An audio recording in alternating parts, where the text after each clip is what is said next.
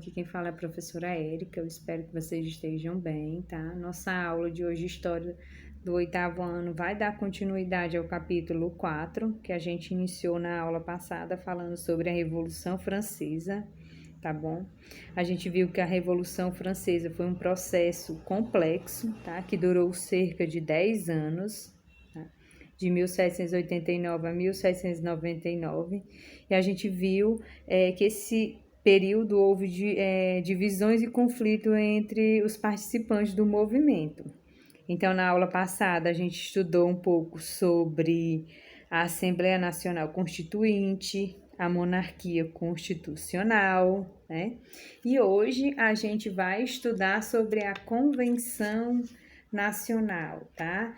De 1792 a 1795. Então, fiquem ligados no vídeo até o final, tá bom? Então, a gente vai ver que com a vitória contra os estrangeiros, fortaleceu os revolucionários, tá bom? E a gente falou sobre isso na aula passada, sobre a vitória contra os estrangeiros, tá?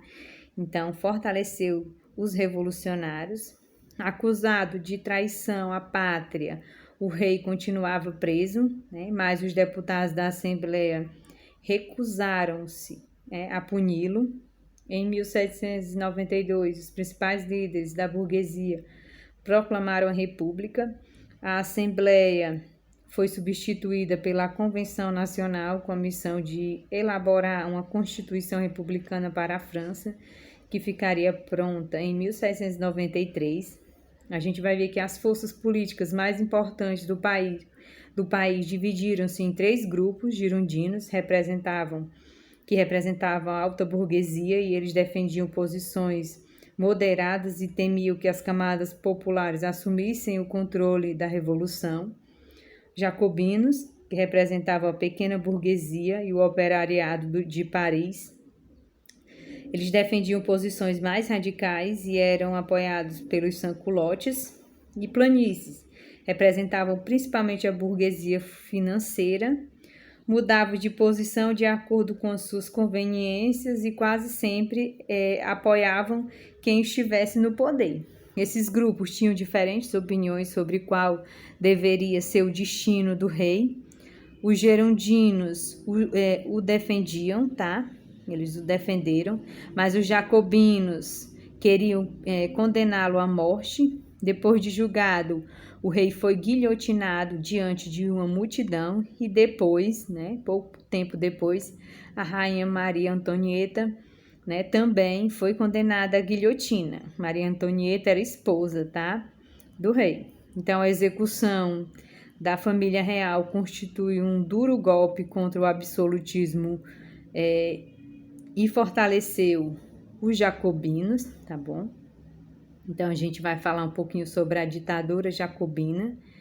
A gente vai ver que a execução do rei provocou revoltas. A execução do rei provocou a revolta dos girondinos e também uma reorganização das forças monarquistas estrangeiras. Nesse contexto de conflitos internos e externos, os jacobinos, com apoio dos sans-culottes, tomaram o poder. Os jacobinos centralizaram o governo por meio do Comitê de Salvação Pública, órgão responsável pelo controle do exército e da administração do país.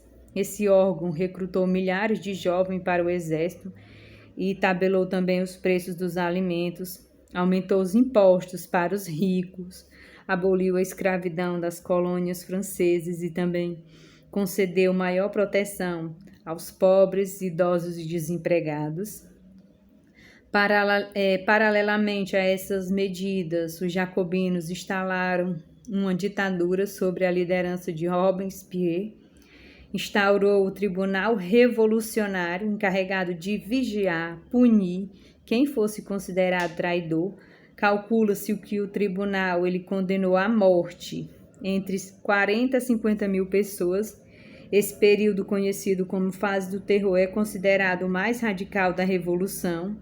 Além disso, durante o governo de Robespierre, Robespierre, entrou em vigor a Constituição de 1793, que dizia que a finalidade do governo era estabelecer a felicidade de todos. Entre os direitos assegurados pela nova Constituição estavam o voto universal masculino, o direito à rebelião e o direito ao trabalho.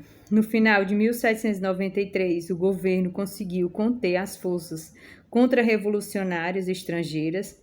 No entanto, o medo do terror revolucionário havia tomado conta de grande parte dos políticos franceses, e sem a ameaça de invasão estrangeira, os girondinos e os membros da planície, eles se uniram contra o governo de Robespierre, e eles e seus aliados mais próximos, eles foram presos e em 1794 guilhotinados, tá bom? Eles foram guilhotinados. Então, eles foram presos, tá bom? Desculpa, em 1794, né? Robespierre e seus aliados, e logo depois eles foram guilhotinados.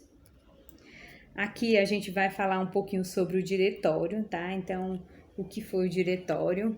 Então, a gente vai conhecer um pouquinho sobre isso. Vocês podem ver no livro de vocês e acompanhar para que vocês vejam melhor a imagem. Então, após a execução de Robespierre, né, a convenção foi controlada pelos girondinos, que representavam os interesses dos grandes comerciantes, banqueiros e industriais.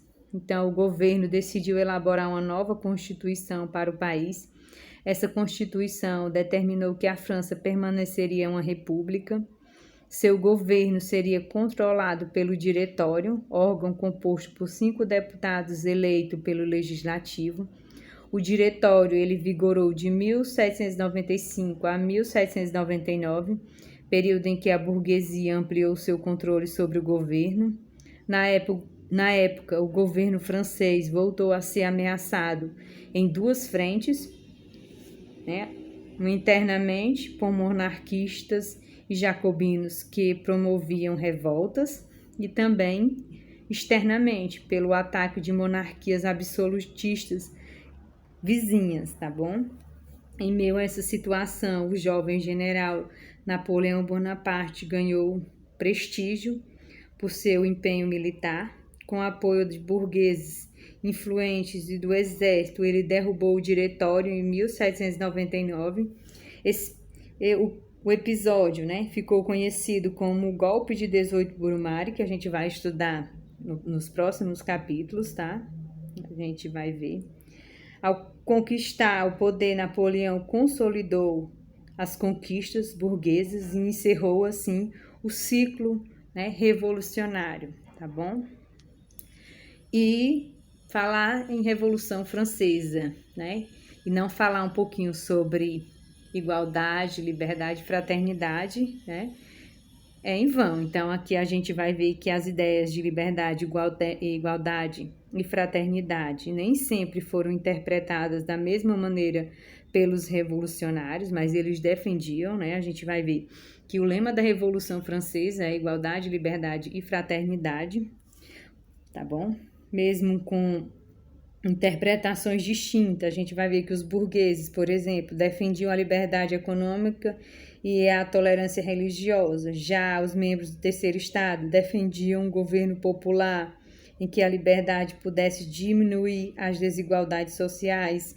Então, a ideia, né? A gente sabe que a ideia de as noções de liberdade, igualdade e fraternidade, elas são interpretadas, né, atualmente também de formas distintas, tá? Então, vocês podem interpretar essas palavras de uma forma diferente do que eu interpreto, tá bom?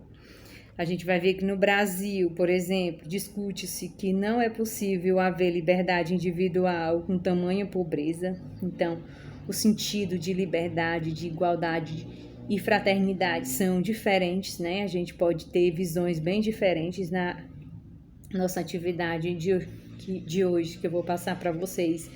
Eu quero ver um pouquinho sobre, né, a noção que vocês têm sobre essas palavras, tá bom? Então, a atividade será bem simples, é individual, a resposta é pessoal, porque eu quero saber o que você entende por essas palavras, tá bom? Então, vou enviar para o grupo, pro WhatsApp para vocês fazerem. Então, nossa aula termina aqui. Bons estudos. Até a próxima aula. E lembrem, né, de fazer as atividades, de enviar, tá bom? E um beijo e até a próxima semana.